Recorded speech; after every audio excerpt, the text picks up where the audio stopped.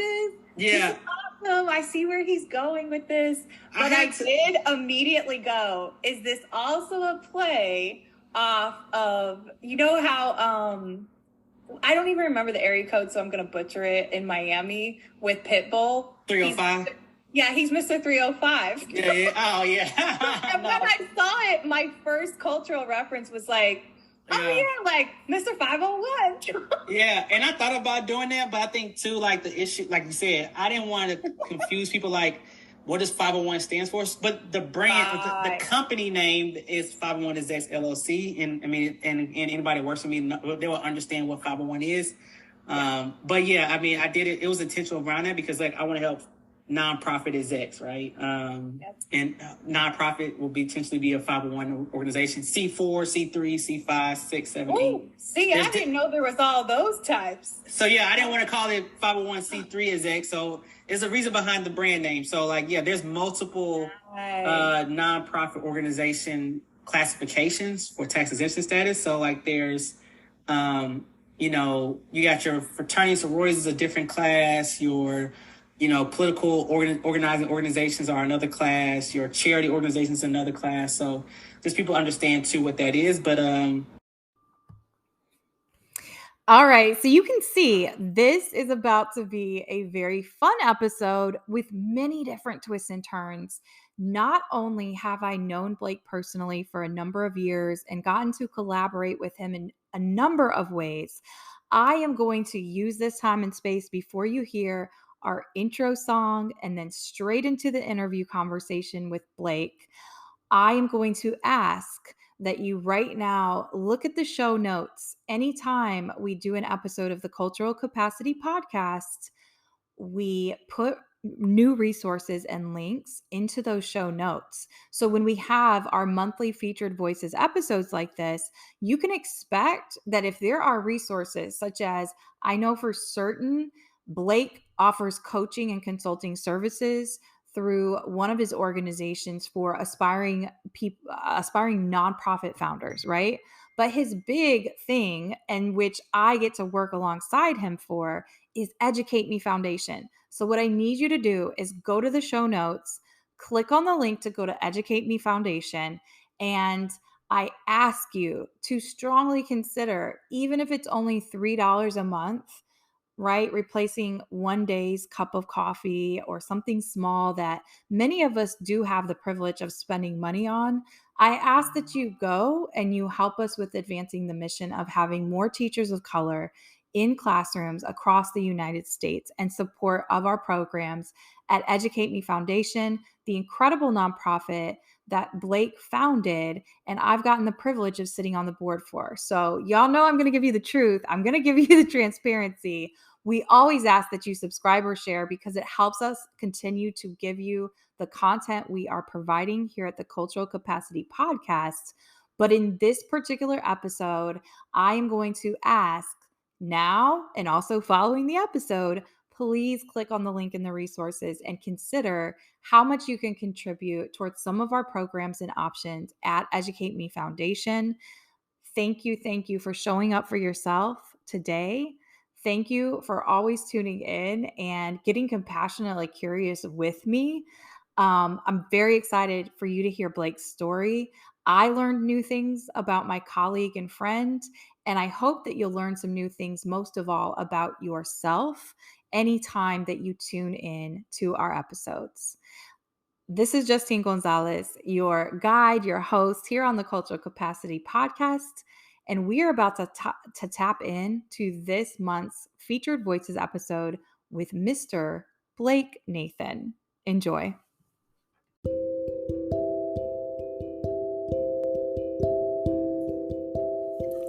Welcome to this episode of the Cultural Capacity Podcast, an Educator Aid Incorporated learning tool. We're so glad that you've joined us for this Featured Voices episode and the others that are to follow monthly.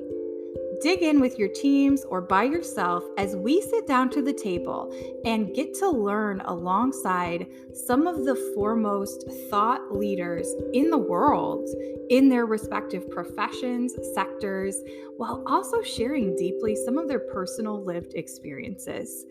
Let's hop into this Featured Voices episode of the Cultural Capacity Podcast, where once a month we spend extended time sitting, having at the virtual table, having conversations with these incredible guests from all over, all different backgrounds, all different sectors from a professional lens. I hope that you learned something valuable, and if you do us a favor, pass the love along, tag us, and share the episode. Hit subscribe on your favorite platforms. Let's dive in together.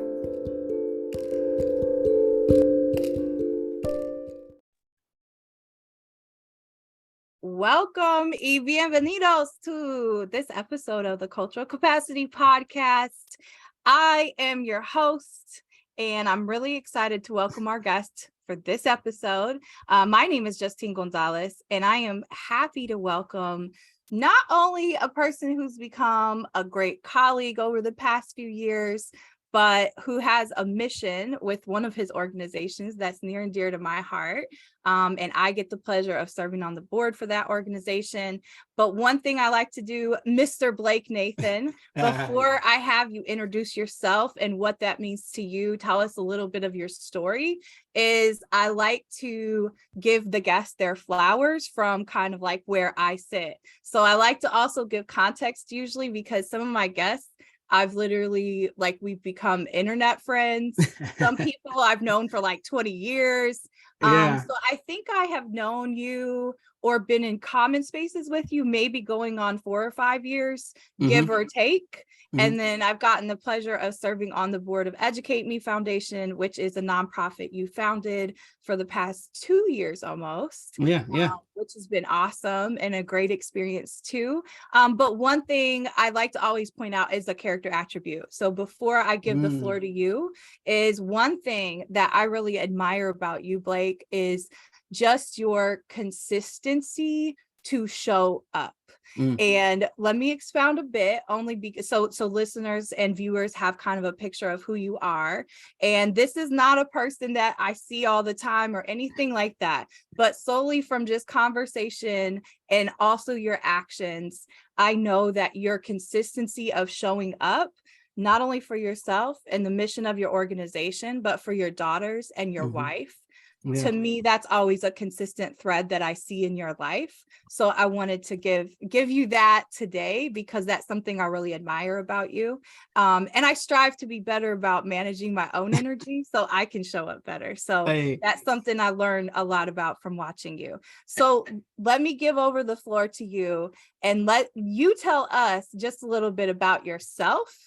And however you want to introduce yourself. Oh man. And so one, I'm gonna receive those flowers and receive those compliments, because I think oftentimes I struggle with when people give me compliments, is like you try to downplay it a little bit and you're like, oh, that's nothing, or I can relate. Hey, that's fine, or hey, or you put the compliment back on someone else. Oh, thank you, Justine, you're so wonderful too. And so I'm going to receive those today, and I appreciate those compliments, and I'm glad that's a good character attribute that you pulled away. And so that means a lot. And so for those, like Justine said, I'm Blake Nathan, first name, last name.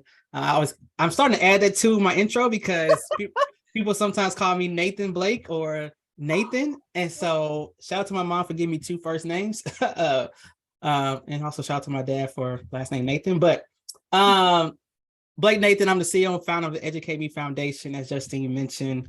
I also run a consulting company that I help aspiring nonprofit founders help launch, scale, and sustain their tax-exempt nonprofit organizations. So I've been doing that for the last 2 years as well. But really, my day-to-day is centered around Educate Me. So kind of my story, grew up on the far east side of Atlanta, Georgia, and a city called Stone Mountain, Georgia. Grew up there all my life. Then I went to Tennessee State once I graduated from high school, HBCU in Nashville, Tennessee. I majored in aviation. I thought I wanted to be a pilot. I had aspirations like to travel the world, be in the cockpit, meeting new people, and just being in the skies. Like to me, it's just like physics is amazing to see like an aircraft that weighed that many tons to be, in the air and doesn't fall the sky. It was like amazing as a kid. And when I went to college, I wanted to major in, aviation, which I did. But I had like this call to service like around college too as well, where I started, as a college student, you're trying to like make ends meet. I started going to class, and I'm like, hey, let me think about trying to make some income. And so one of my fraternity brothers, his mom owned a child care center called Educare Enrichment Center. So I shout them out too, because without Miss Michelle, who was my boss at the time, I probably would never been introduced to education. I mean, I dabbled and dabbled with it in high school because I was part of like Future Educators of America, but clearly my major was aviation. Yeah. And so I got a chance to work in like the infant room, Toddler 1, Toddler 2 rooms, working with students like fine motor skills, changing diapers, burping babies. And wow. And so that was my first. I did not know this. Yeah. Yeah. So that was my first introduction to education. And too, like anybody would say this that works with that young group of students, that's almost the most important years of a child development is like from infancy to like 3 years, yep. Right? Yep. And I didn't know that until like being in the child care system. And so from there, I started also working at the after school program, like reading literacy teacher and like doing like enrichment activities with middle school students. And so I got a chance to I saw two spectrums, like elder childhood education, middle school students. And I just really gravitated towards like, since the middle school students can talk, right? And, they were old enough to kind of understand and comprehend. I mean, every day you walked in that building in the after school programs, like it was like a new day, like new challenges to face, new goals that students hit. You're advocating on your students' behalf. You're like actually talking with the teacher, like, hey, why did the student miss this assignment today? Like, what should we be working on for the first hours of our homework sessions? And so it was really, to me, rewarding, but it's also like the spark plug went off. It's like, oh, this may be what I want to do. It's like teach. And so I went back to my university. I was like, I want to change my major education in math. It's like, if you do that, you're going to be here for additional few years. I'm like, oh, well, I'm going to stay aviation. And then I ended up finding a program at the time was called the Woodrow Wilson National Teaching Fellowship. And they focuses on STEM teachers. And I moved to Indianapolis in 2012. Started my teaching career working in Warren Township on the far east side of Indianapolis. So I'm the east side baby through and through, I guess. So worked on the far east side of Indianapolis in Warren Township. And Warren was my home. I student taught in Warren. Then I taught full time as a licensed teacher, teaching technology education to 7th and 8th grade kiddos. And that's why I just felt like a rock star. I mean, like middle school students, like they still think like your adults are cool, but they also think sometimes they're too grown. They're like in this true puberty stage and like there's never a dull. There's never a dull. Oh yeah, man. It's like one day they love you. Yeah. The next day they hate you. You're like, didn't you just like get a selfie like yesterday and like they see the hallways? One day the halls smell like pure BO and sweat, and the next they smell like Axe body spray. Oh my God. Yeah. And it's like, dude, you put too much spray on after gym class today, son. Oh, it didn't mask what you're smelling. Yeah. So, but I taught for 3 years, and I was this young teacher, and I think there's a lot of teachers when they first year teachers, when they go in the classroom, for the ones I've encountered, it's like this sense of like, man, you're just energetic. You want to change the world of education. You want to change lives on a day-to-day basis. And like, if there's a committee to be a part of, you raising your hand, you want to be on that committee. Cause it's like, I'm a teacher. I came to teach, and I want to be able to like, I want like what's going on around the school. And you got some teachers like, hey, these are my 4 walls. I'm in it. That wasn't me. And cause I had aspirations. I thought I would be a building principal.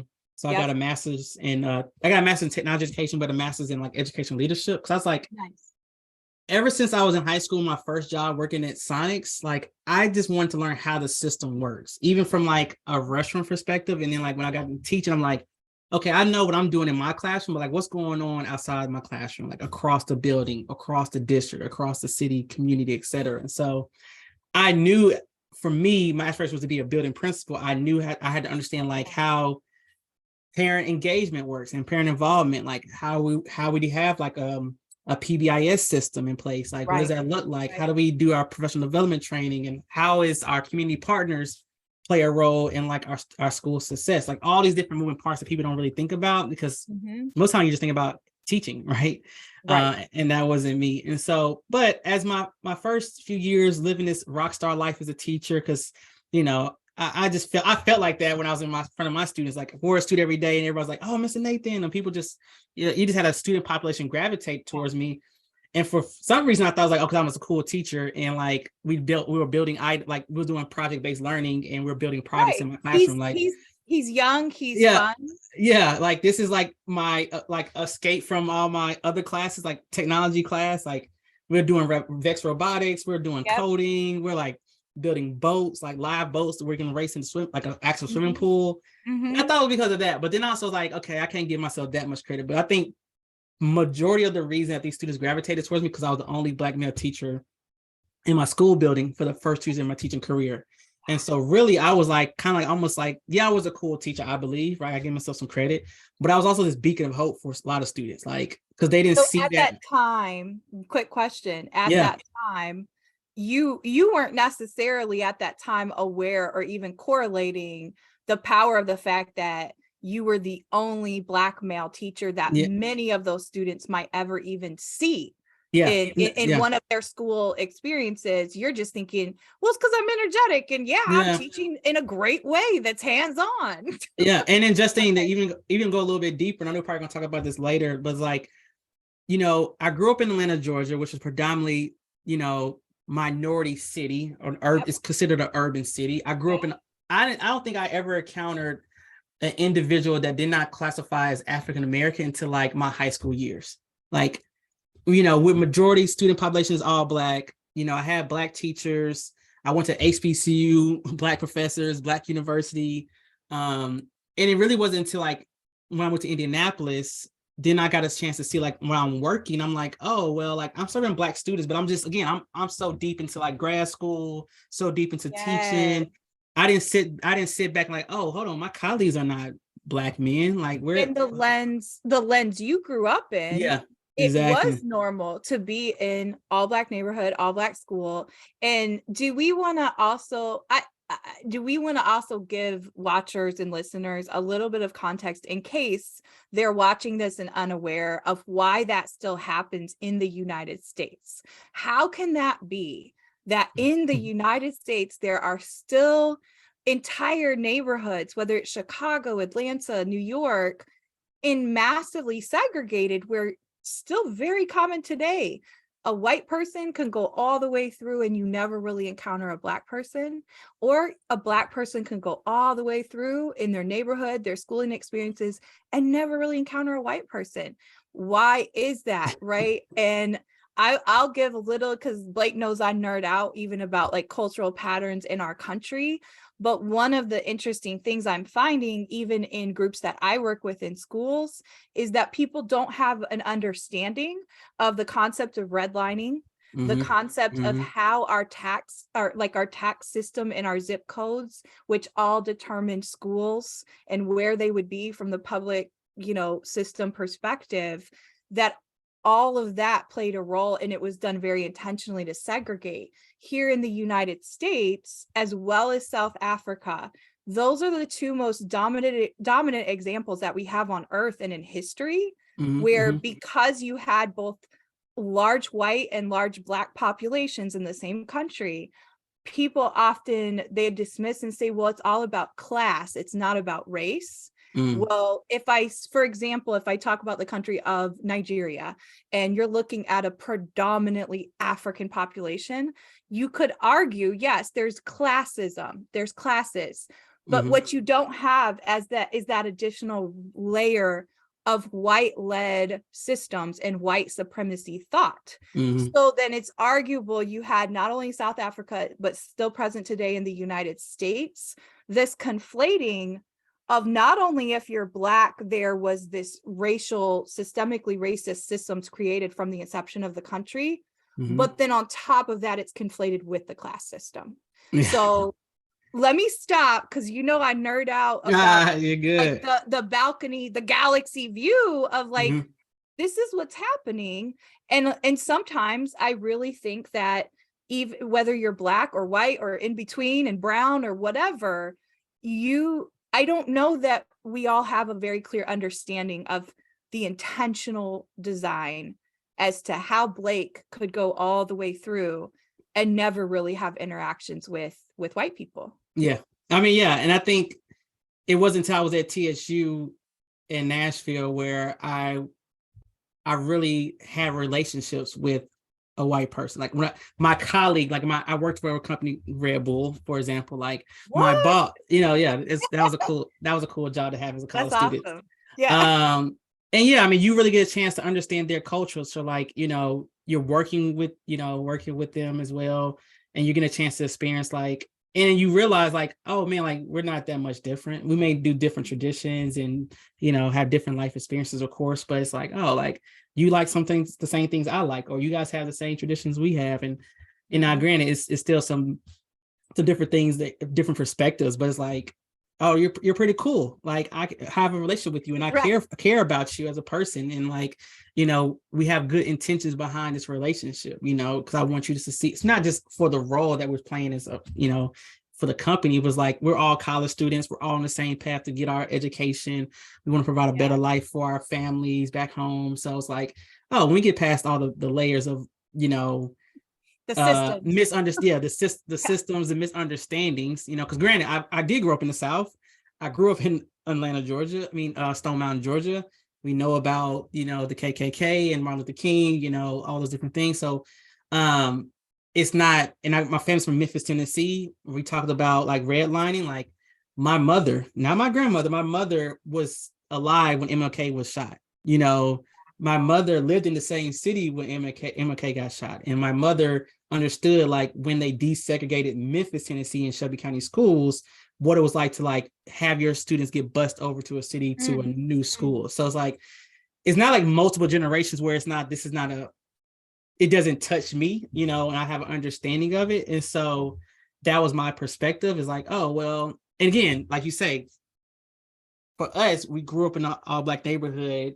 One, probably my mom thought was more safer, right? Be around individuals that look like you, that share some cultural norms with you. Yeah. But we also didn't feel like we had to go on another side of the city to feel like this lifestyle, like, oh, we made it, right? And I was fortunate enough, the people that's watching, like, bless my mom and my father had a stable income, stable job. I didn't feel like I ever wanted for anything growing up. We took trips. So like, my struggle that I didn't experience the struggle that my students experience, right? And I'm blessed to say that. And so, and that's the unique thing about like Atlanta or Chicago or LA, a DC, a Houston. You can go in cities like those that are very urban communities and feel like you can live in a nice neighborhood and you're surrounded by people that look like you. Yeah. And so, and you can go in good schools, right? Public, private, charter, that are, you don't have to go across the city to get that quality education. And that's what I was used to. So moving to the Midwest, where it's like, oh, well, we got to cross the city lines to have a good quality education. We got to live in this certain zip code to have a certain house or live a certain lifestyle, right? And I think, and we can go all the way back to Brown versus Board of Education, and you can ask yourself the $1 million question: was desegregation of schools a good thing or was it a bad thing, right? Because to this day, our school systems are probably more desegregated now, well, more segregated now than they were probably before, right? And it's just and it's not even really intentional, but just think about it, like, I use Indianapolis as a prime example, right? On the east side is a lot different from the northeast side. It's different from the south side. It's different from the west side, right? And so I just want people to understand that too. Is just, and sometimes not for intentionality purposes. It's like you think about the housing market back in the 60s and 70s. Where were Black and brown people living in? They were probably living closer to the city, right? And now, gentrification goes on, redlining comes out and all these different things, and Black people can't get houses in some of these areas. And so now they're getting pushed to the outskirts because that's a more affordable housing on the suburban areas of the city. And now they're becoming the more Blacker populated cities. And so you can get deep with it. Fascinating. You can get really deep with it. It's a lot of things, a lot of like, I would call them like stems to go through and think about. It's just not like, because again, I understood too in my years of teaching, like my story was not the same story of my current students, right? To have the opportunity to kind of like be in that type of neighborhood, go to a HBCU, etc. But the story of my students was a common story of a lot of students across the nation, because Black men only represent 2% of the teacher workforce. And so for me, it was like, oh, well, hey, Xavier, I understand that you're in this classroom, but like, it's only 2% of us in this whole entire nation's in the classroom right now. So it's a highly possible chance that there's a student in your same situation in the school next door or the school across the city. And how did you feel though when you did start making that connection of the dots? Because you came in, is that interesting? You came in 2012 and I left Indianapolis in 2012 to go to Chicago, but I actually started my student teaching experience was at when Francis Bellamy School 102 was still open off of 38th and Post. So I actually started my career on the East Side too. But when you started kind of having those aha moments, like, oh, wait, I see what's happening. Did you also start to become more hyper aware of, like, if you would be overutilized for discipline, for example? Because often a common thing that happens, again, for listeners, if you're not in the education sector, but specifically in public schools, if you have a lack of representation, specifically, I have often seen it happen with Black men who are employed, then the teachers, and that could be any shade, any gender, but then often that is seen as, you're the strong Black male. We need you to be the disciplinarian. Even if that's not your role. Did you start to see things like that happening? Yeah, and I think part of it reflecting back on my years in the classroom, I would say I made my bed and I needed to lay in it, because I think sometimes I was overextending myself. And again, like where I taught middle school, we probably had a student population maybe close to the middle school itself, maybe 600 students, right? Okay. And I taught what considered to a lot of people like maybe an elective course.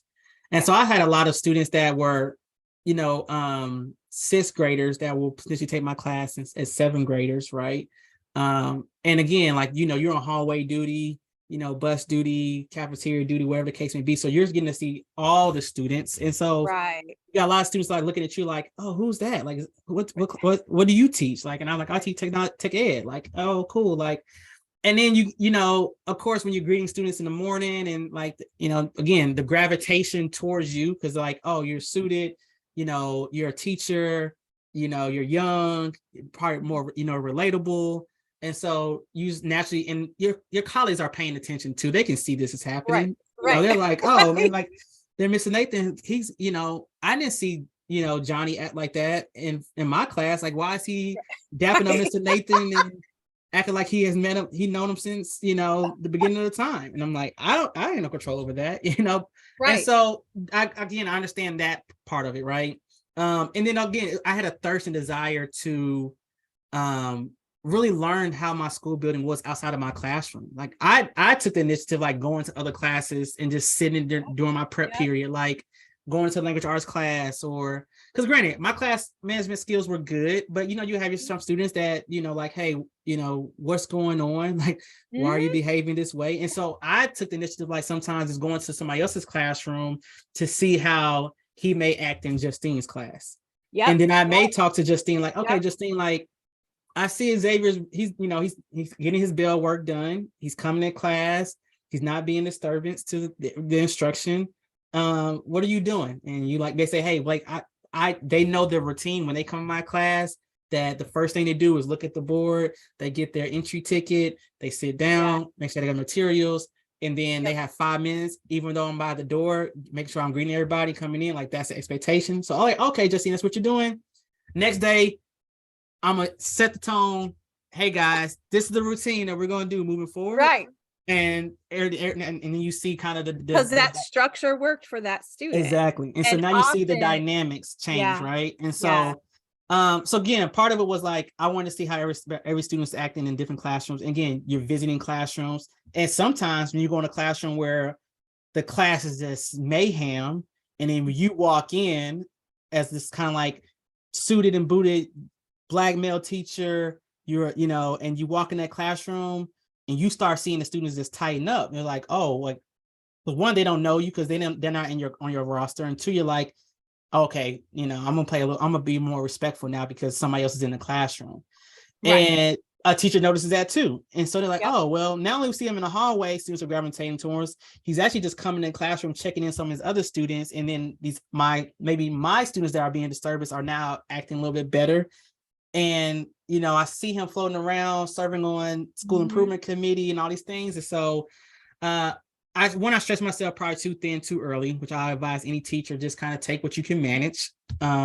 You don't want to have any burnout like that. But then it's like this invisible Black teacher tax, right? It's like you almost feel like it's a duty of yours, especially if you're the only Black male teacher in your building or only Black teacher, or, let's say you're the minority teacher population in your building. You feel like, man, we got to do something for these students, our children, our kids. Like, that's our goal. Like, we want to make sure like we can not just be the beacon of hope, but like we're almost like the savior at times. And then I know one of my veteran teachers and my mentors told me like, well, Blake, you understand too, like you're a middle school teacher, and so you can't save all students.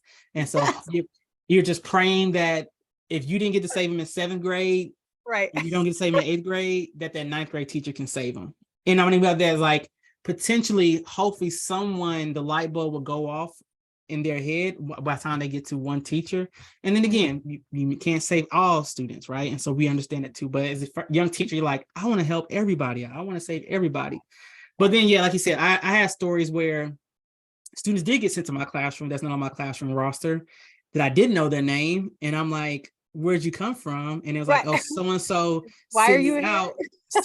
And I'm like, well, I'm in the middle of instruction, and of course I'm teaching technology. We're using bandsaw, table saws, soldering irons. Like, I can't have you in here right now. But then you can't just babysit a child. Yeah. But again, how I'm wired as a human, I'm like, hey, let's just sit in here and just talk to me. Like, what's going on? Because I feel like by my second and third year, I have enough class management skills where I'm like, I can pay attention to what everybody's got going on.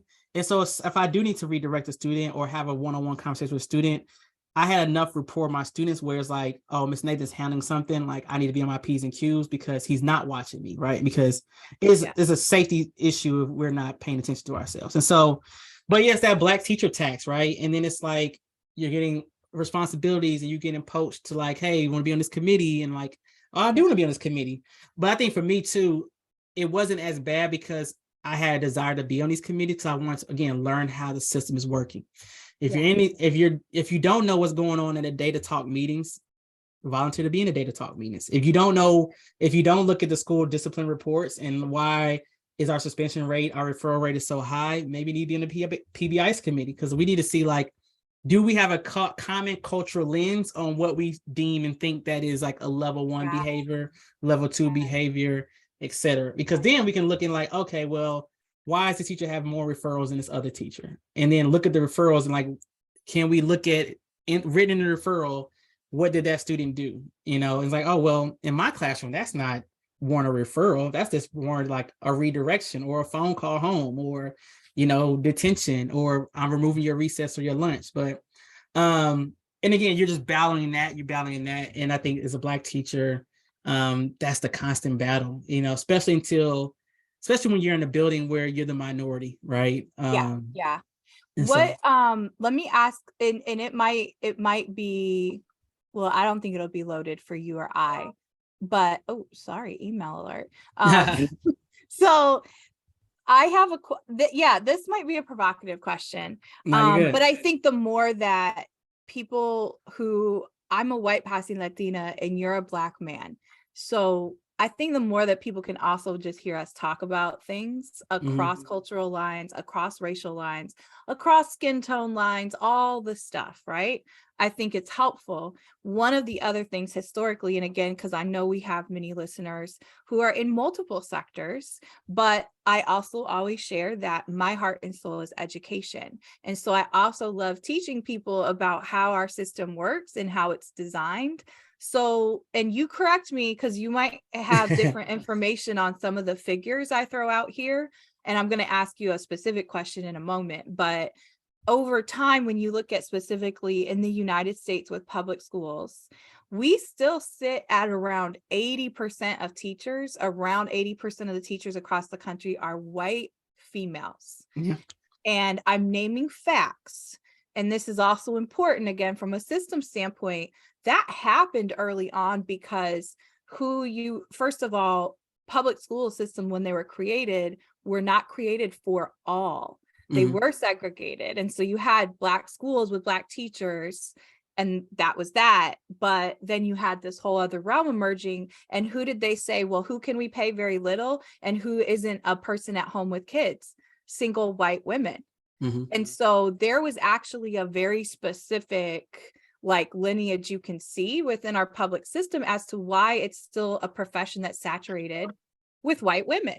And that isn't a bash. So again, if you're watching this or you're listening, I'm a white passing Latina. I'm saying facts and I'm breaking this down so that we can have a conversation and also understand from other lenses.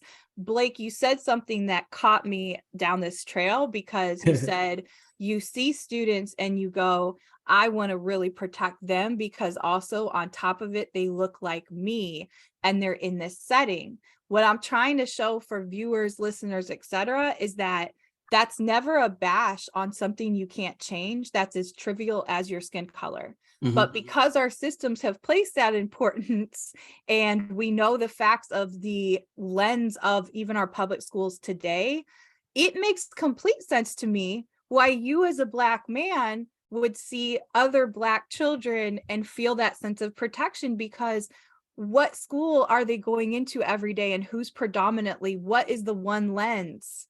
Not because it's all the same for every white woman, but what's the predominant lens that is still being taught through by very nature is white women. So what advice from your perspective, what advice would you as a Black man who's an educator give in that regard? If I'm say that a white woman's watching this and they're going, well, I can't change how I look and I can't change my gender, because that is, I know from facilitating these conversations, that's typically the emotional reaction that I think any person has when you hear some broad things and then you immediately go, well, is that me? I'm not racist.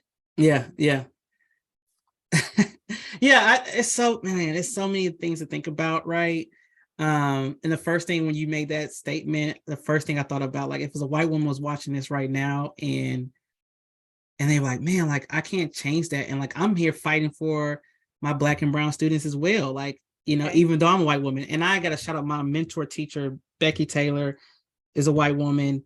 And so she, and I mean, to this day, I see on social media, like, I know her sons, her husband, Trent, and like, and you would never know like what this color skin Becky was, right? Because she just loved kids. And I mean, to teach high school, again, on the far east side of Indy, and like the population she was working with, it was like, it didn't matter the tallest 6'3" football player in her classroom, like, they just respected her, like, because they knew out the gate, like, she just cared for them, you know, and she made teaching fun, engaging, and she just cared them as a person first. Like, hey, you having a bad day? Like, let's talk about it. Like, hey, you know, I'm here. And so I kind of picked that up from her.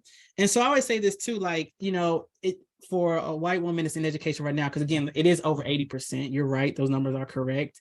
And it's like, you're fact checking for me. Yeah. I mean, and it's like, we need more allies. And when I say allies, you know, and that's why you have a lot of training going on right now in schools of like culture competency trainings, because again, like, you know, when I'm as an adult, when I'm talking with my homeboys, my friends, and we're watching the game, we're loud, we're rowdy, you know, it's not disrespectful. It's just like our nature, how we're talking or how we're watching the game. You know, that's part of our culture, right? To a certain degree.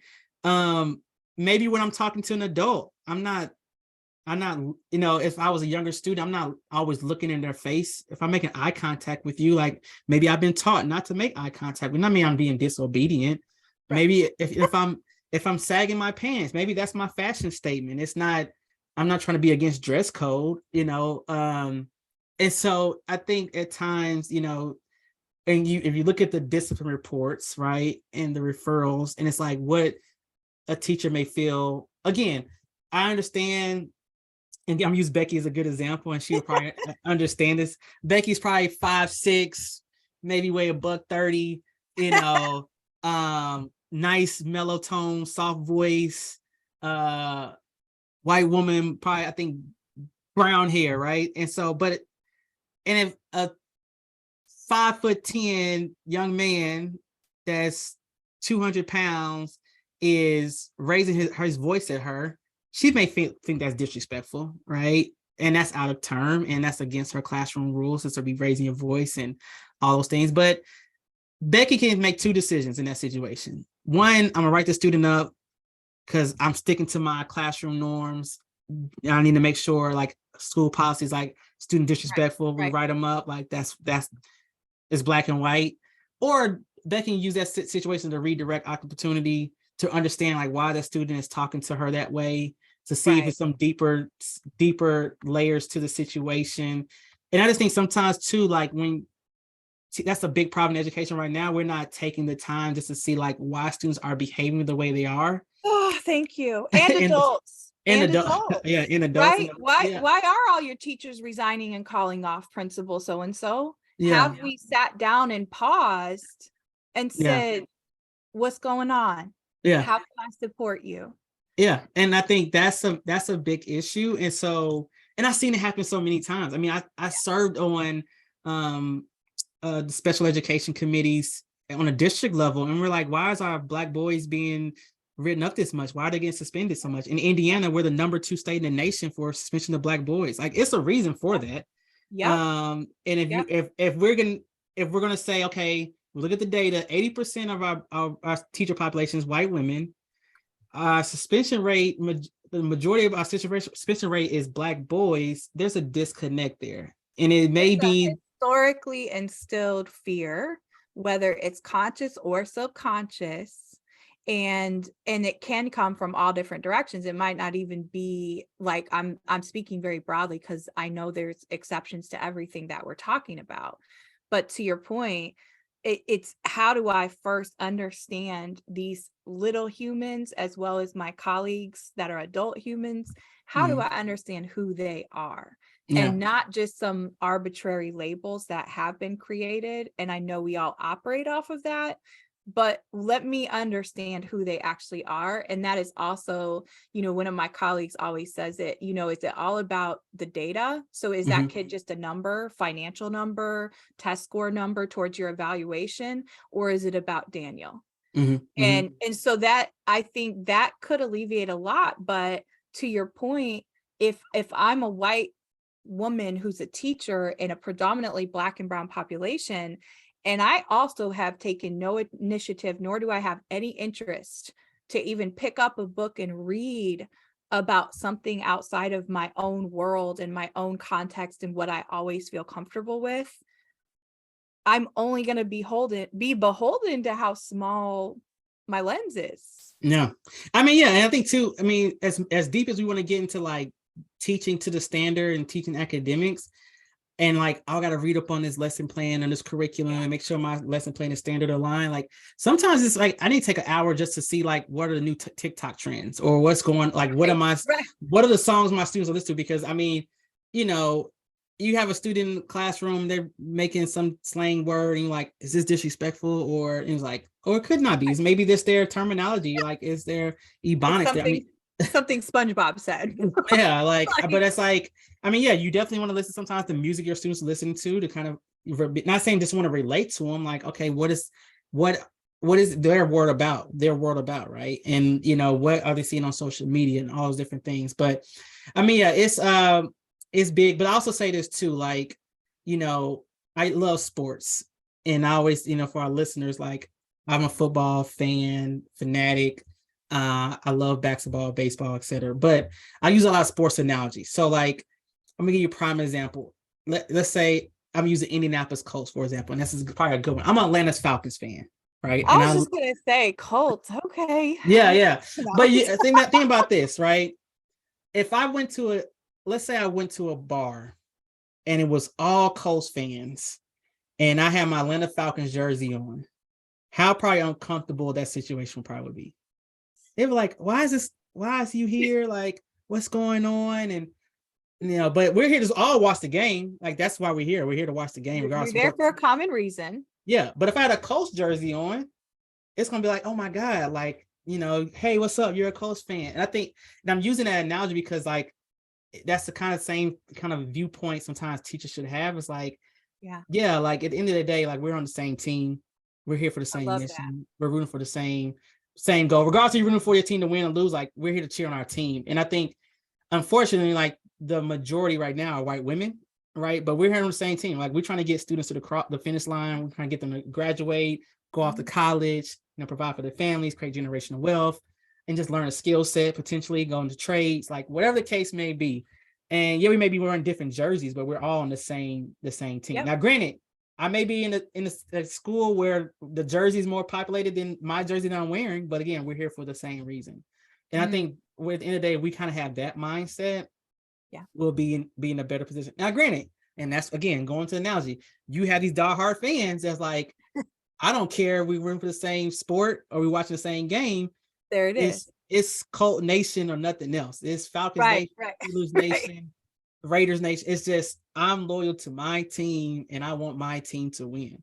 And all I'm saying, when we think about anything about schools, you think about students, teachers, at the end of the day, we're all on the same team. We may be wearing different jerseys, but we obviously have the same thing. That's a great analogy, Blake. Thank you for that. No problem.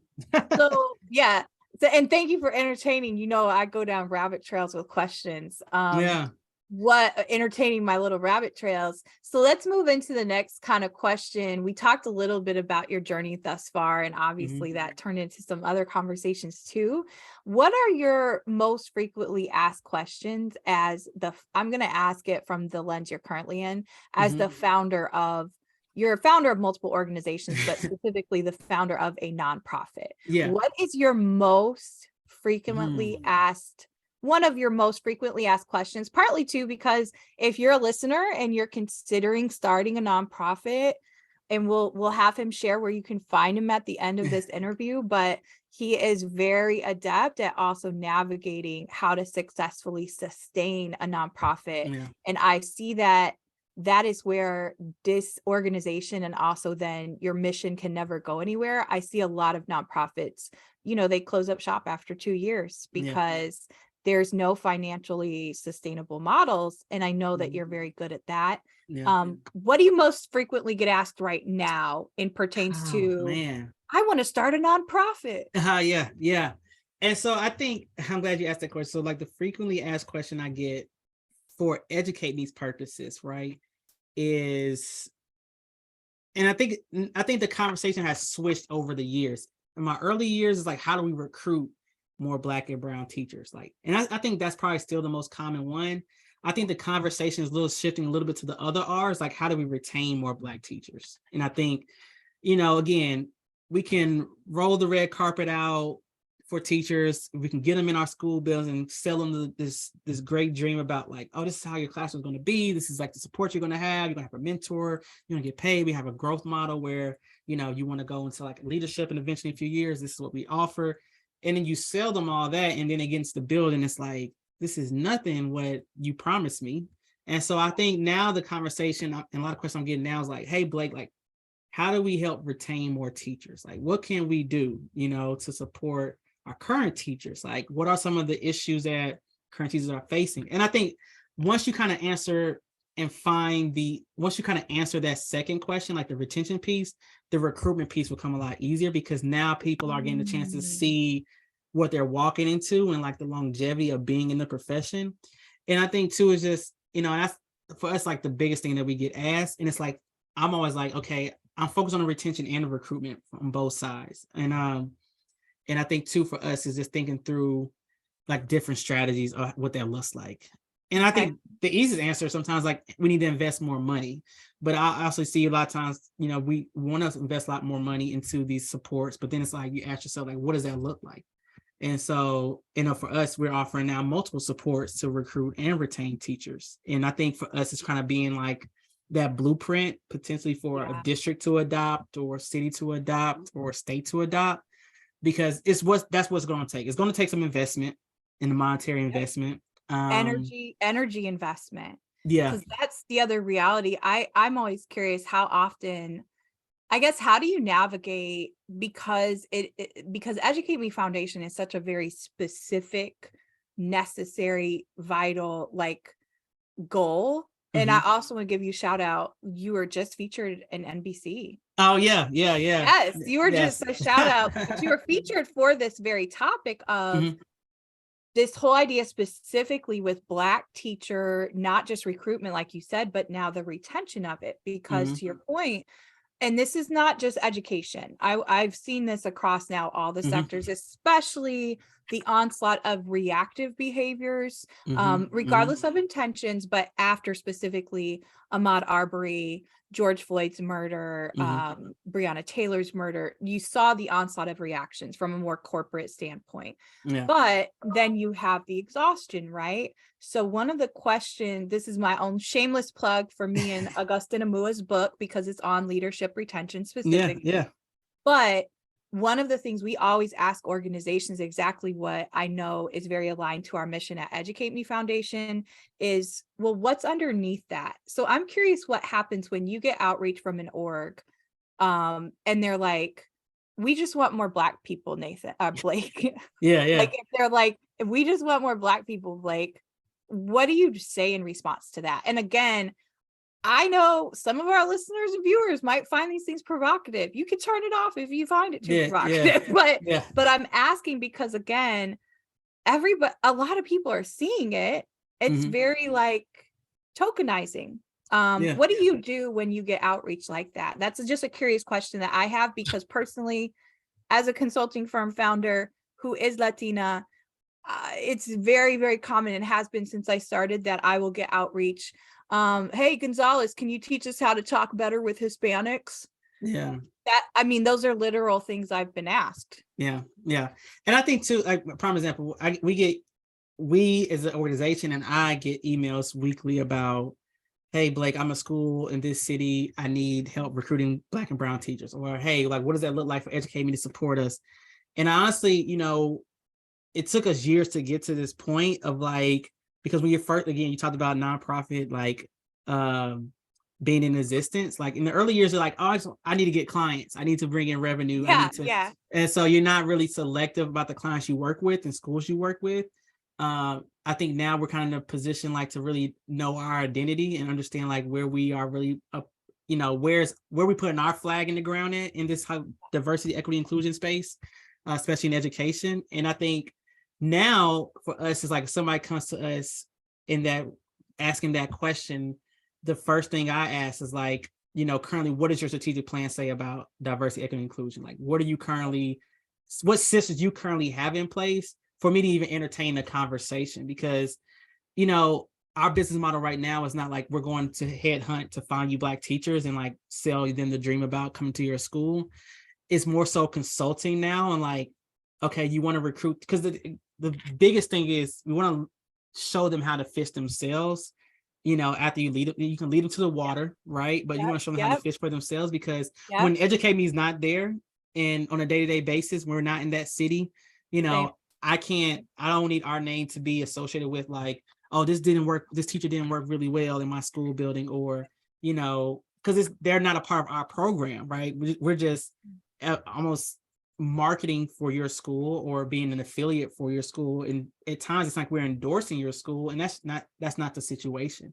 And so now it's kind of, because that's a big thing. Like if I bring a teacher and I recruit a teacher on your behalf and I'm endorsing your school, now Educate Me's name is associated with that school, and that teacher goes in that building and has a horrific experience and they leave in a year, you're gonna come to us and say, hey, we need our money back for one.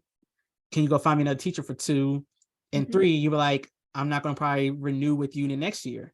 Because, and so I always say this, we're going to under promise or how to over deliver. But in this recruiting space, it's like, now we're in the game of, I'll tell you our strategies. I'll tell you what we're currently raising dollars for and what we're doing, what this will look like. and it's going to be for you to implement it in your city, you know, and that's what's going to take. That's so interesting, because I think we typically find ourselves in similar parallels as we grow and evolve. Yeah. But I'm finding the same thing with our firm. What are there any other questions that organizations should be asking themselves, specifically if they're still on this lens of, oh, we're getting nailed because people go look at our board and all the pictures and they see that we're all white, or whatever the narrative is that somebody thinks is the problem, which is actually much deeper than literally skin deep. Because when you simply ask the question, if somebody in your workplace, for example, listener subscribers, if somebody in your workplace, or you're in a meeting and somebody says, well, we just need more Black people, or we just need more Indian people, or we just need more South African people, or whatever thing that you're trying to fill for some type of diversity thing, a quick way is, again, authentically, and not from a place of judgment, but just seeking underneath that, well, why do you think that? I mean, literally just asking your colleagues. And I know for some people that might feel weird, or maybe they don't feel comfortable, but if you don't ask, then you don't know what's underneath it. And it's an easy way to start better holding each other accountable when we are sitting in boardrooms making important decisions, when we are at an executive leadership table. That's very vital, to be willing to just go, why do you find that so important from a personal lens? Talk to us more about that. Maybe we should all share why that's so important, because what comes out with those type of questions is often people haven't thought beyond the surface level. And if you haven't cultivated the environment to help innovation thrive through inclusive practices, then that is a whole other conversation to try to just go, well, hire Sally because she's a woman and we need a female. We need a female in that role. Yeah. I mean, and I think, we talked about it too, like the first thing we kind of ask is, what's like outside of the systems in place, like how do you currently marketing to a diverse population, right? You know, and look, like you said, look on somebody's website. Like if I see a flyer and it's not a person that looks like me, then am I going to feel encouraged or excited to apply at the school, right? And I think too, the pushback I always get, and this is a common thing for districts and schools, charter school networks, et cetera, is that, oh, well, I don't know if I can offer this just for Black teachers, because then it seems like, then we're just funding the Black teachers, right? Or it's not ethically, appropriate for us to offer a specialized program just for, Black and brown teachers. What do you say? Okay, wait, I need to know though. What do you say when somebody says that to you? One my initial response is like, well, you can earmark some dollars to educate me, and then we can funnel the money from us to support your Black teachers, and that can be one of our partnerships. But also, my next response is always, again, going back to football analogies for my listeners. Sorry if you don't like sports. So the quarterback position in football is probably one of the most important positions, right? That's why they get paid the big bucks. That's why they're looking for certain characteristics and traits and attributes and all these different things, because you are leading your team. Outside of the center, you touch the ball the most in the game. Like you pass the ball, you hand the ball off, you make sure everybody knows their plays. You know the playbook because you need to know what the center is doing, the wide receivers, running back, everybody's doing, right? Pass protection. And so they get paid the most money. The coach knows that. The GM knows that. The owner knows that. We need to find the board, the fan base, the city knows we got to find the right quarterback. I'm an Atlanta Falcons fan, so everybody knows how I feel probably in Atlanta. We got to find the right quarterback to lead our team. Like that just sets the whole culture when you have the quarterback at the helm. And teams are not embarrassed to pay their quarterback premium dollars to win a championship. They're very public. They're actually very public about it. Yeah, like we need to get the right people in here. So my next response to that is like, I give them that analogy. So if a sport team understands that we need to pay the right amount of money to get the right person in here. Sometimes we need to create a special package deal. Sometimes we need to center our team around this quarterback. He needs wide receivers. He needs an offensive coordinator. He needs a strength and conditioning coach. He needs, all these different things, because if he flourishes, our whole entire team flourishes. And so I always say a district, like if you don't have the money to invest into Black teachers, then you don't expect to flourish. You don't expect to really create cultural change if you don't want to invest into recruiting more Black teachers. Because at the end of the day, you put more Black and brown teachers in these school systems, it's going to be a better benefit for everybody in that school district. And again, we do this on a collegiate level. We create specialized scholarships on the collegiate level. Yeah. You know, all the time. Yeah, I mean, we have different programs for in the housing industry for affordable housing. Doesn't matter if you're a veteran, doesn't matter if you are low income, it's different. So I don't know why there's still this pushback at times for districts to be like, yes, we're going to allocate $50,000 to do sign-on bonuses.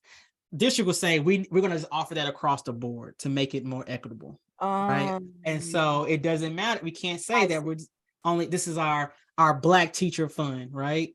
And as you know, educating, we're going to be unapologetic. We have a Black teacher residency, and we got a Black teacher fund. These dollars are specifically earmarked to Black people. So it's just what it is. But it also says something too. Again, if you especially, I would argue, especially if you're leading a district where you even have, I don't even want to put a number to it, but I don't even care if it's one child, right? And you're saying that you're about diversity, you should have no issue being unapologetic about what you're doing to create that diversity. It's always an interesting argument. I know for many people, I've heard them also say, well, I don't know that my boss would even approve it, so I don't want to advocate for it.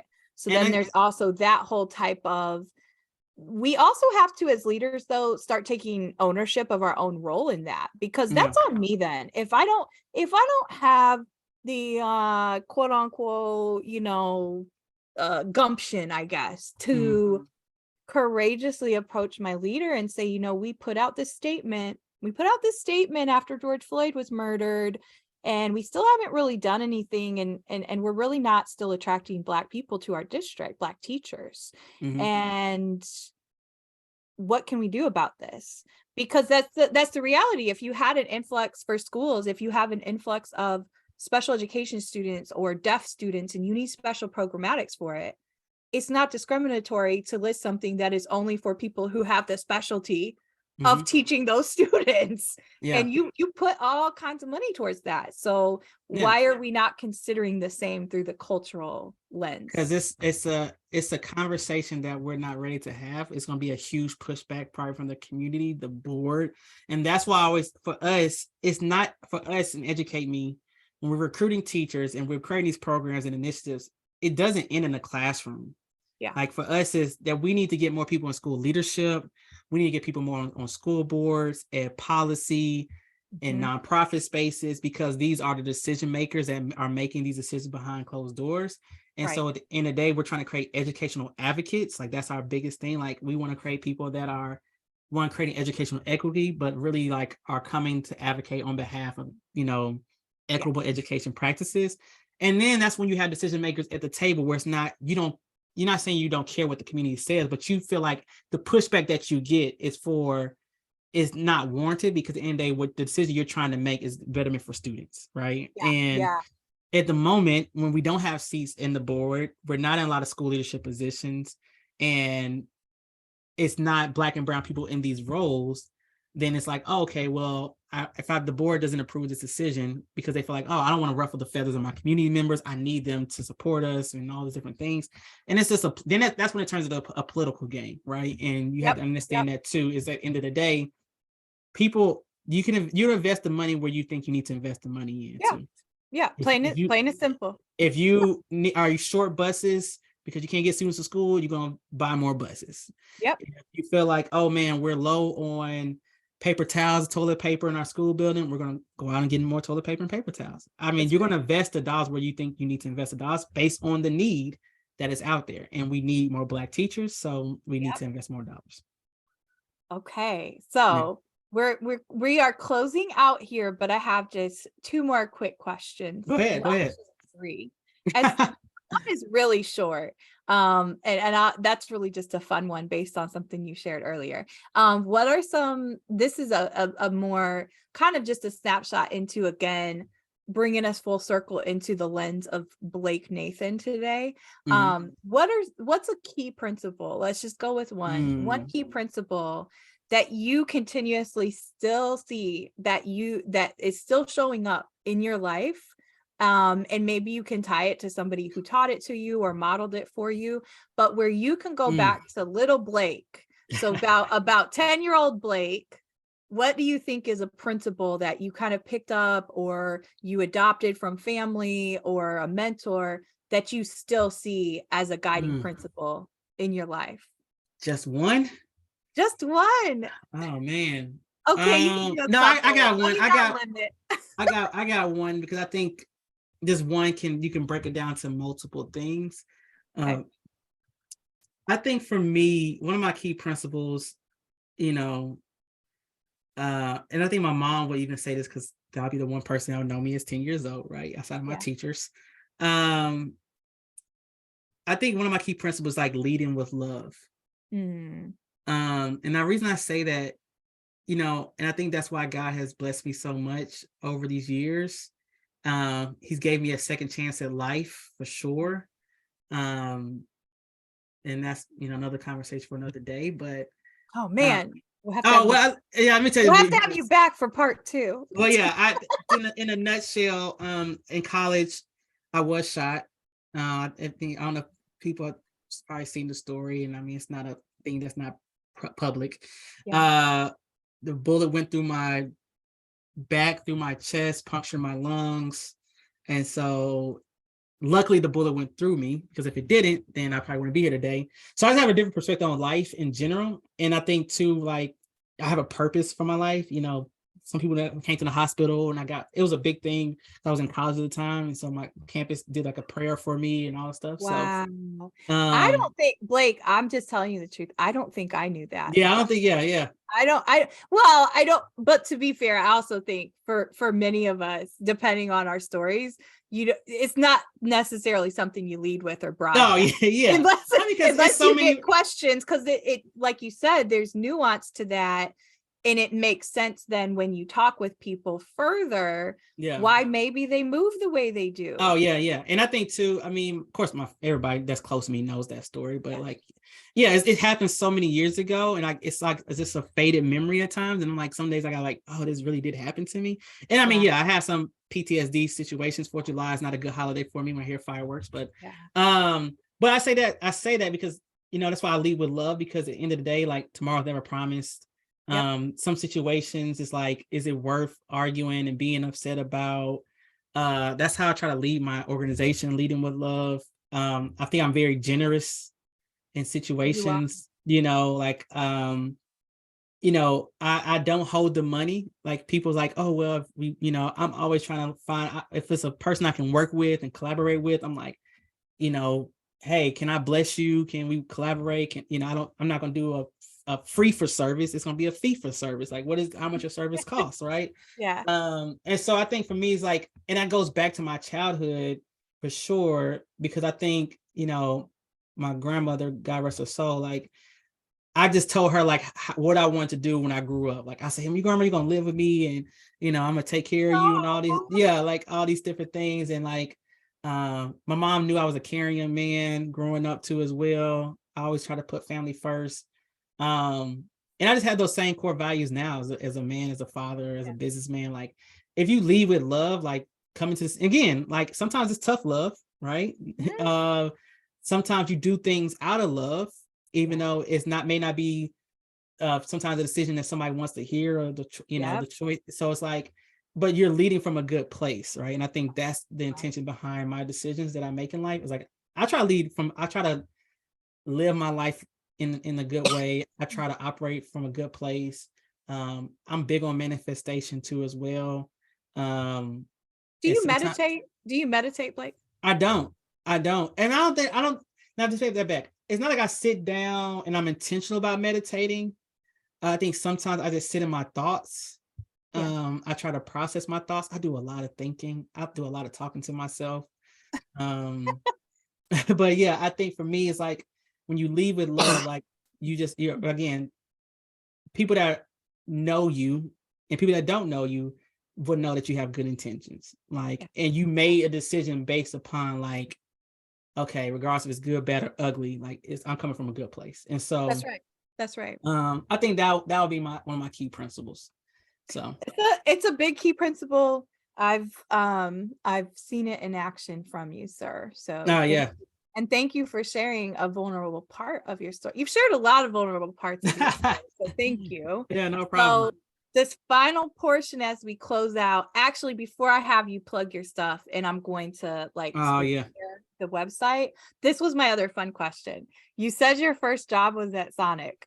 Do you ever still crave or ever go to Sonic and like, that's my jam?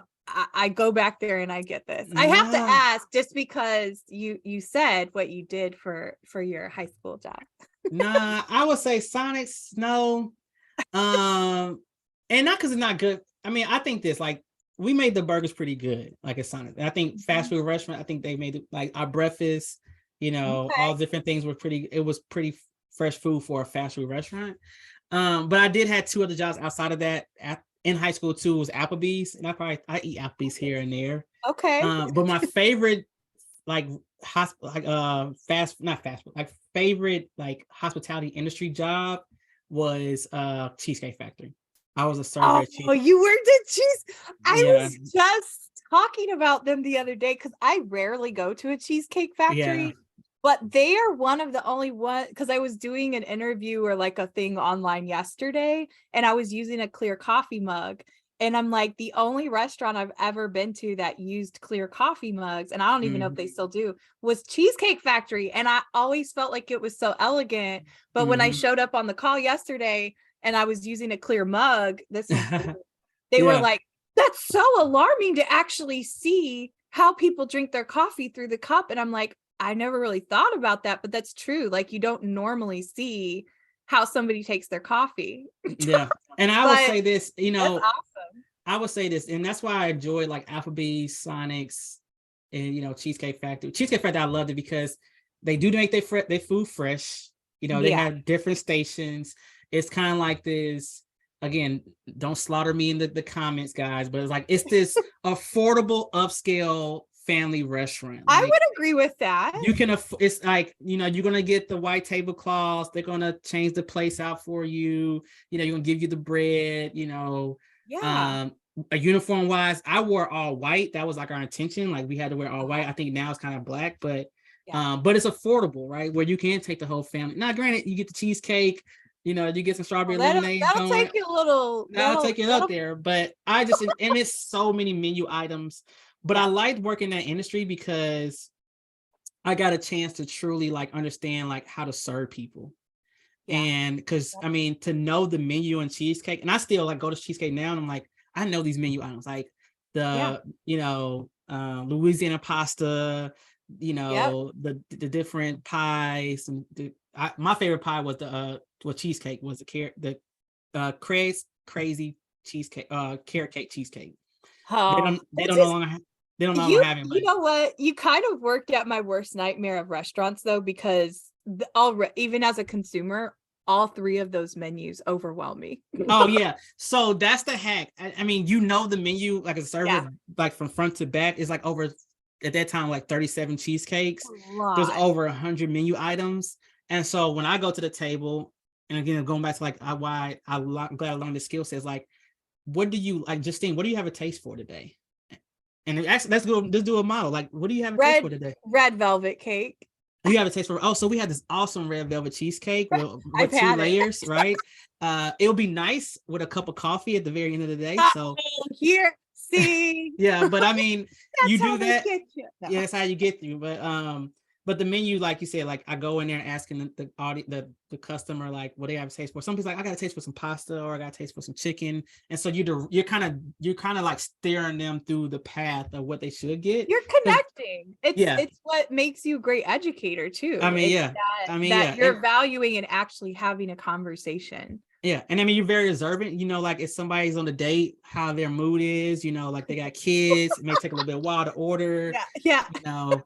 you want to stay on top of the refills. You know, if somebody's on a diet but choosing to work at or choosing to eat at Cheesecake Factory and they're saying, do you have Atkins? Do you have keto? yeah. But we have a Skinny-licious meal. I mean, that's right. That's so right. We have that. So yeah. So, but yeah, I mean, that's I think awesome. That was one of my.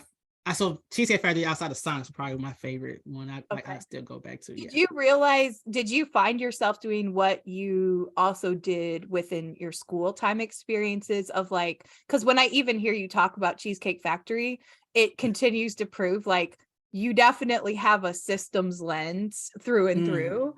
Of like, is that what also attracted you to that job? Because though it's a big menu, it's a fancier kind of restaurant and vibe. It was very systematic. Like you mentioned stations. And if anybody's ever eaten there, which I have, it is like clockwork. Even when they're stacked up and you're waiting for a table, I mean, the service is always. I mean, yeah, you learn about behaviors, you learn about how to deal with conflict. You know, I say this, if you don't get your food right, that's when you see the worst of somebody. When somebody's hangry and like, oh, and then again, it's not your fault. So you got to take ownership. Like, hey, I'm sorry that, you know, this has cheese in it or has bacon in it. I apologize. So you owning that, right? I will get this to you. You know, I'm going to make sure this gets expedited. But I mean, yeah, I think, again, that's when I really learned systems. I learned onboarding, like training. And that was probably the best part about it. We get to taste all the menu items. Like, and so you get a chance to like understand like what things taste like and why they taste the way they do and take a quiz on it. But like if you go to next time somebody's at Cheesecake Factory or any restaurant, just want you to see how the system works. Like, you know, when you get to the table, it's the host that brings you to the table. Then it's the server that comes in, asks you for, you know, what are we drinking today? We have a great strawberry lemonade. Do you like cold beer, etc.? While you getting your drink on, then we're like, okay, I'm gonna give them a few minutes. And then I'm gonna come back to say, okay, are we ready to order? I'm gonna make my daily suggestions.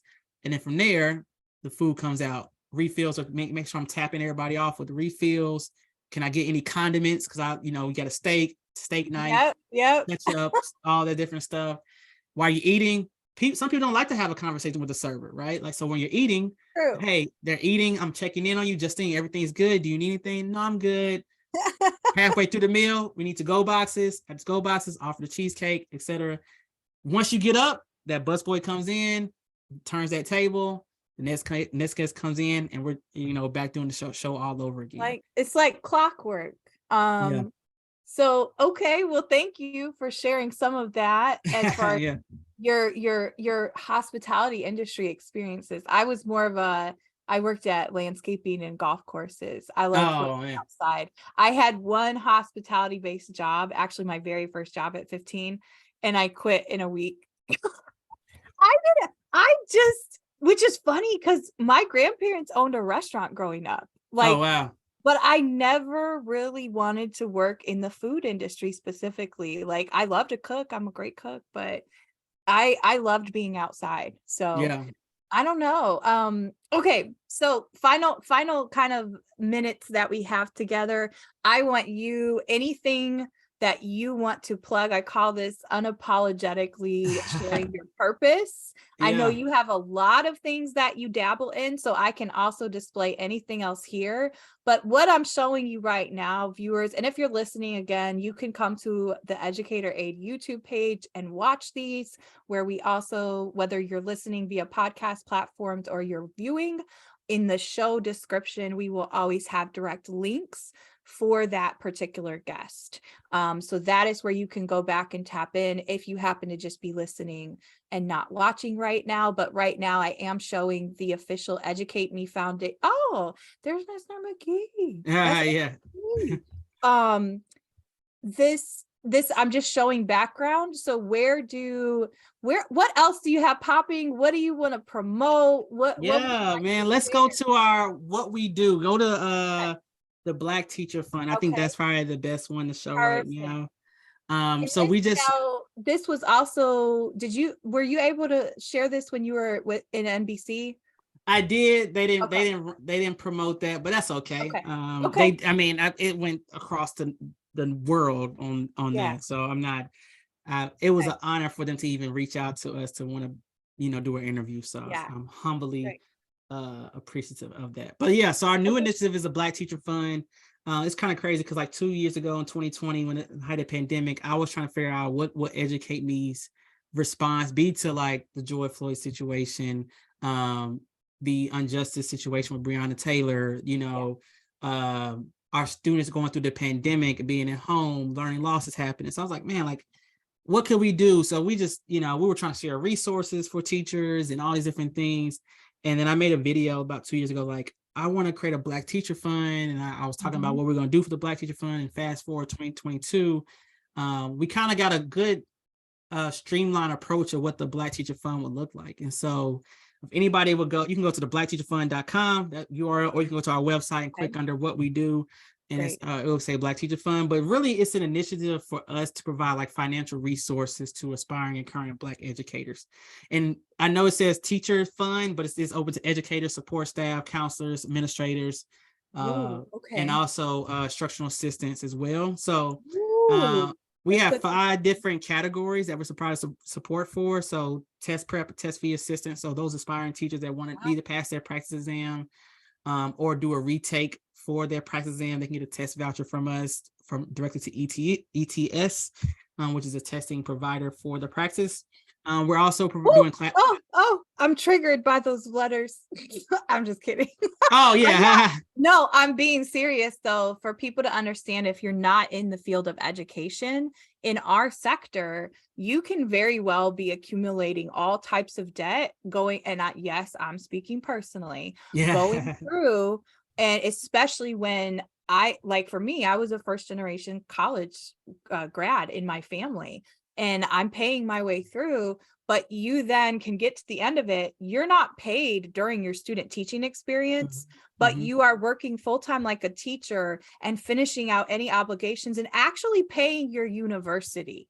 So then when you do get a job, and just to give you guys context, when I began teaching in 2006 in Indianapolis public schools, my take-home check every 2 weeks was just under $900.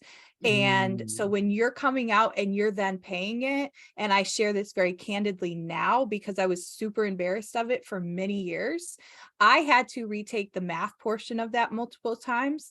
And these licensing fees and the fact that your whole life is now on the line, everything you've dreamed about and worked for. There's one test, and I'm not even going to talk about the systemic stuff with that. It's the reality of you're then met with, my God, I literally devoted the past 3.5 years of my life going into debt, applying for scholarships, all of those things. And then to be like, oh, but no, actually you can't even go into your profession. And if you can't scrape together the money because you, God forbid, don't pass a test. So I'm trying to paint this full picture, Blake, not only to me, but so people understand. This is why, one of the reasons why many educators across the country are very, very tired and very upset. Yeah. And I think too, like, and again, people need to understand, like, again, it's intentionality for us to know like where we put our flag in the ground at. Educate Me, we're not, unfortunately at the moment, we're not lobbying on Capitol Hill for us to remove this test as a licensing requirement for aspiring teachers. There are some groups that are doing that, right? Yes. Until we can move that barrier, we got to do our part, and our part is this test fee. And like you said, I love it. No need to be embarrassed, because I had to retake the technology education test in Indiana 3 times. Yeah. So think about $150 every time you had to take that test, right? And I had test prep. We had in-person test prep with our college professor, and I was like, how am I not passing this test? Like, and so I know it's like from first experience. Justine, you just kind of echoed that too as well. So we want to remove that barrier. So we're definitely glad for our funder for that. But you scroll up a little bit more. So like mental health support. I'm going to say scroll up. Sorry. Classroom grants, materials. So we understand the average teacher spends $450 of their own personal money on classroom materials every single school year to deliver instruction to their students. And like, that should not be a problem. Like Justine just said, $900 every 2 weeks when she started. Right now the average teacher in Indianapolis is making between like $45,000 to $50,000 first year. They don't need to be spending money out their own pocket on classroom materials to do what they are hired to do. If the school can't do that, provide the materials, and for us, it's like, hey, how can we help out our teachers, right? Like, and so we're doing that too as well. I'm saving the housing down payment to last, but the mental health support piece is big because, as you know, like pandemic push out was real. It wasn't just because teachers weren't getting paid enough. It was like the trauma that we're facing every single day, delivering instruction, the suppressing of their own emotions, the lack of support. And we're like, I mean, right now you have a health plan, you got health insurance, like you still may have a copay, right? There are some different school districts that are doing some innovative things like with Better Talk, or I think Better Help, the therapy platform, but you don't get to pick a Black therapist, right? And so with us, there's that, but I also want to add this, just again from my own personal lived experiences. There are those of us who also, we might want alternative healing modalities such as hypnotherapy. There's the insurance doesn't cover that, and that might actually, from an inclusive standpoint and a cultural lens, if you want to go work with a shaman, or you want to hire somebody because they're part of your religious tradition and that aligns for you, that's why I am personally like, I'm very excited about that fund in particular, within the Black Teacher Fund, because of that line, because that is a very common thing that you're telling me you provide support, but it's still within a very rigid in this way. With and I know it says mental health therapy sessions, but like to hit to Justine's point, therapy sessions is one of the, it's like 3 different supports that we are partnering with community partners for this to like deliver out this initiative. And so therapy sessions is one of them. So like ideally a teacher would have up to 10 therapy sessions they can go to and use throughout the year outside of their regular health insurance. And so, and these are, we have a list of Black therapists in Indianapolis that are providing these services. And then the second part is doing like workshops, like mindfulness activities, meditation, yoga. But the third one is, like you said, like if you need to go to go get a massage, or go to a boxing class, or go to a fitness lab, like we're partnering with ClassPass for that. And so a teacher would have up to 28 credits to go to these different establishments around the city. So really trying to create this whole holistic approach around mental health and wellness for teachers, right? And so super excited about that. And the last one, which is not the least, it's almost one of the biggest ones for us because we feel like this creates wealth, generational wealth for families, is our home down payment assistance program. And so, yes, like if you're a teacher looking to purchase your first home, we are providing home down payment assistance for you. And so we have partnered with community development corporations and also financial institutions that have great first-time home buyer programs. We're talking like no PMI, 0 down payment, credit score minimum 600, $7,500 a closing grant. And so we're actually helping teachers become homeowners, of removing some of those barriers of like, you're making $50,000 or $60,000 a year being a classroom teacher. You should be afforded the opportunity to become a homeowner. Like, why is that a problem? And so all these supports under the fund for us is our call to action to like, you know what, if we can't control what a teacher makes from their district, can we lower the cost of living for a teacher in other areas of their lives? And so we're providing therapy, we're doing the classroom grants, we're trying to get them to become homeowners. You know, we also have a emergency fund as well. So if life does happen, you have an opportunity to get through one of our newest partners, the Halo app, get a 0% $1,000 loan. And it's not like you have to credit score, it's none of that stuff, right? It's you're affiliate with Educate Me, you need access to these dollars. So rather you want to do like, you know, a 29, 30% APR loan through a small lender, like right. And we have that for you. So that's one of our biggest things we're pushing out. And then we have an event we're hosting in January for teachers in Indianapolis called a Teachers Pop-Up Store. That's under our events tab. And so we're like, hey, we want to disperse these classroom materials to teachers, but we don't want to just like say, hey, here's the money. Like, we're trying to make a good event out of it. And so that's something that we've been promoting too. But that's our list of our partners and funders. So yeah, man, we are so I do want to direct people really quick. Again, I don't know what the comments will be or how many views and all that. I can't predict. But one of the clarifiers I want to give to everybody who may watch or listen, or maybe you know an educator or an aspiring educator, please remember on that same page, there's a section of frequently asked questions, because this is a Black teacher fund. Yeah. So if you have any question about also if you are Black or not, there's also guidelines here, because this is not a situation where you're reaching out and going, well, I'm this, can I still apply? So please note that there is an entire section for frequently asked questions and who it's open to and what it applies for. Let's go to your events tab that you're speaking about. And this is a teacher pop-up store. Yes. So this will be in January in Indianapolis. Yep, it's in Indy. It's in Indy. Okay. So those who's watching, like, oh my God, I want to educate me to be in my city. I mean, we're trying, right? We feel like we're creating a good blueprint of what a full plan of attack will look like for a city to come on board to like offer all these services. And now we know, like, in a year or so, we'll have the data to support it. But I mean, these are, again, you know, our patent book is open. Like, if you want to, you're watching this and like, I want to bring this to my city, you know, you can definitely, you know, come to the website, contact us. We're always here to answer any questions, provide any supports. But we're definitely and we got to, in order to do this work, we had to do it in collaboration with, and we understand we can't do this by ourselves. And so if you're in another city, you're like, oh, this is really cool. Like, how did you guys do this?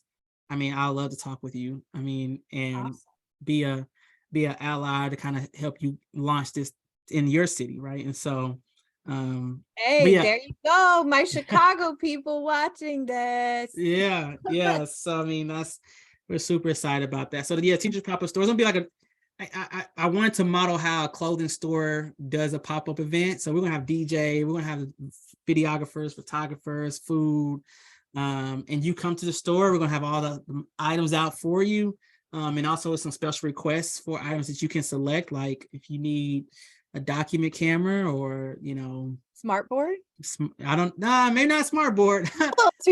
That's a pretty big. Yeah, but we got some good ones that's, you know, under $200, $300 for sure that the teacher can a document camera. Ooh, teaching with a document camera was life-changing. Yeah, I mean, like we've seen some items get requests like iPad projectors, because now like teachers are using iPads, so it's like you want to be able to display something on your board. Yeah. Maybe it's not a smart board, but you can make it a smart board now with the iPad. So there you go. Yeah, I mean, it's the application's right there. You can fill it out. Yep. It's pretty simple and straightforward. But in 2023, we're hosting that event, and we're, you know, hope we can bless a lot of teachers before where can people? Oh, sorry. I'm sorry. No, go ahead.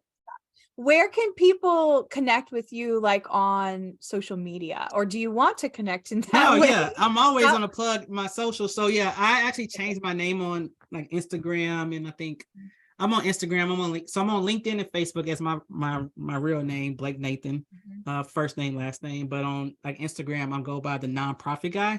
And so if you want to follow me on that, because I talk about everything about nonprofit spaces. So board development, strategic planning, budgets, grants, starting a nonprofit, what is a nonprofit versus for profit. So if anybody's watching, it's like, man, I really want to start my own nonprofit one day, you know, go follow me on Instagram at the nonprofit guy. Also my website is 501execs.com. And so okay, let me do a live reaction though, Blake, because I don't think I've actually looked at your website. I knew you had updated your Instagram handle, and I will also make a plug for him because he puts out some really, really high value educational content on his Instagram. What's the actual website connected to that work? So if like, hey, I want mentoring to start a nonprofit, they know. Yeah, 501execs.com.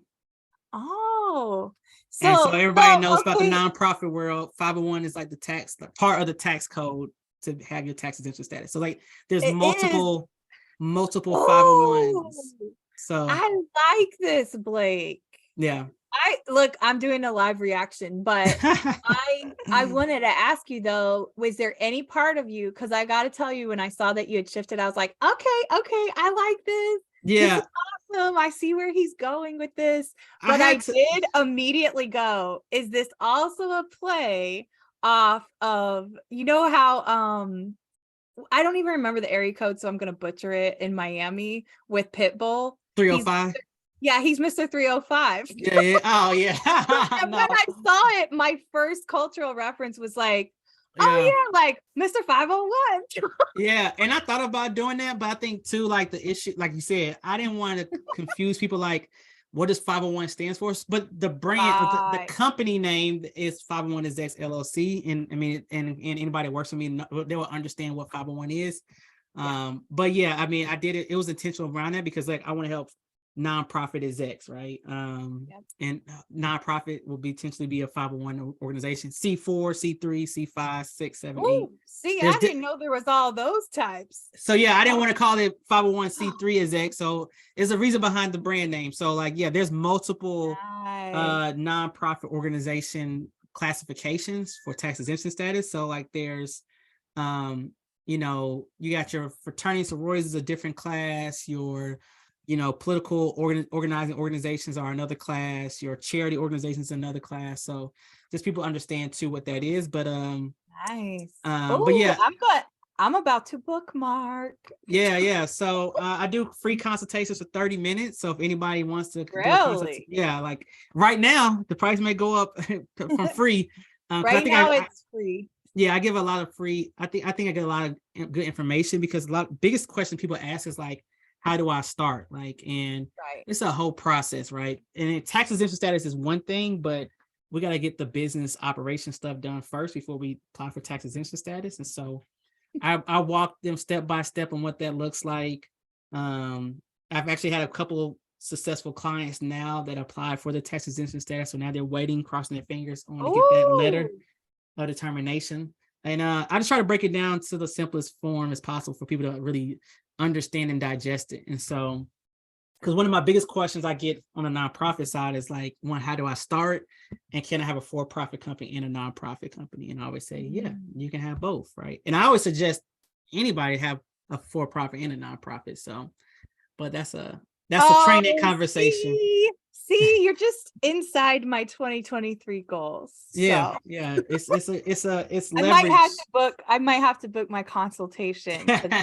No, we're like, it's interesting. I find I just love having these conversations on here because there's so many parallels even across all of the different people I've interviewed thus far. So I'm just excited to release them in 2023. Yeah, let's get it. Let's get it. Thank you so much, Blake, for all the time that you've given us and also just entertaining the rabbit trail questions. I know for listeners and viewers, the people who are in education sector, we tend to always go a little longer because, well, we're educators. There's a lot to talk about.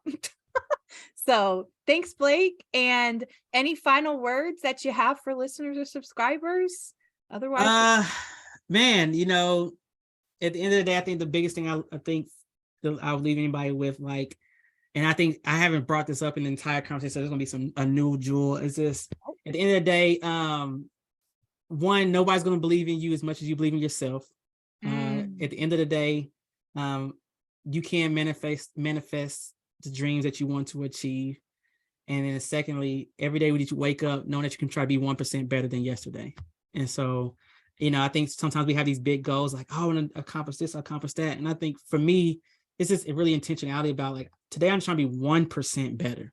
1% is better than no percent, right? Yeah. So it doesn't matter if it's waking up to go to the gym at 5 o'clock in the morning. Doesn't matter if I want to like eat cleaner. Doesn't matter if I need to like put my phone down for 30 minutes. Today, read a little bit more, be intentional, like playing with my kids. It's just, how can I be 1% better today? And so I'll leave anybody with that. It's just, as you're leading with love, as you're manifesting your dreams and chasing your dreams and accomplishing those dreams, just try every single day to be 1% better than yesterday. So powerful, my friend and colleague. Thank you for being here. And no I'm going to put all your links in the notes when we go live, and be sure to send this your way too, obviously. But thank you so much. Okay, and no problem. Let's continue to get compassionately curious together in our lives and in our worlds. And until next time, goodbye. Peace.